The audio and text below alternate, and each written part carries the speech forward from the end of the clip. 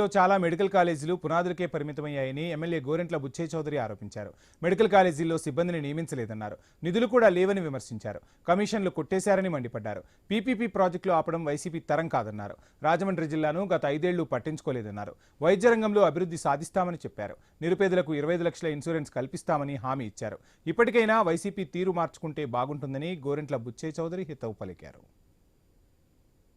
ఉండిపోయిన మెడికల్ కాలేజీలన్నీ ఇవాళ మేమేదో సాధించాం, మేము పోరాటం చేస్తాం, ఆపేదాకా నువ్వెవడో ఆపడం నీ తరం కాదు. పీపీపీ ప్రాజెక్టులో పెట్టుబడి పెట్టడం కాదు.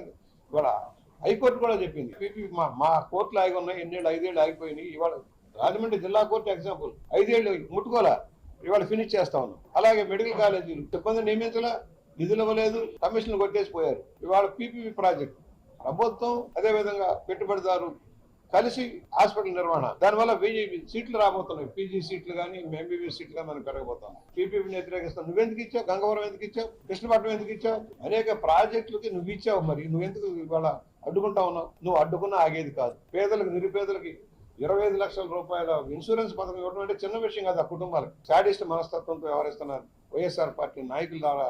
మీరు ఇప్పటికైనా మారండి. మీరు మారకపోతే ప్రజలు ఆల్రెడీ తిరస్కరించారు, ఇంకా మరోసారి తిరస్కరిస్తారు.